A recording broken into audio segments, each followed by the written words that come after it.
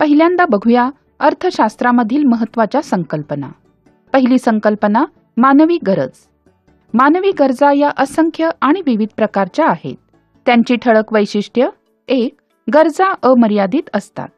जेव्हा एक गरज भागवली जाते तेव्हा दुसरी गरज निर्माण होते.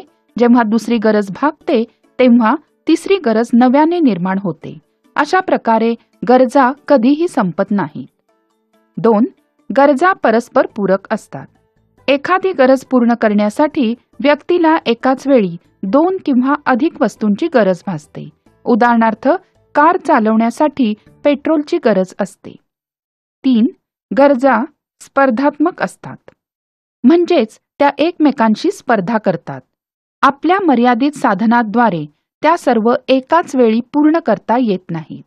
म्हणजे आपल्याकडे मर्यादित पैसे असतील तर एकतर आपण सिनेमाला जाऊ शकतो किंवा आईस्क्रीम खाऊ शकतो.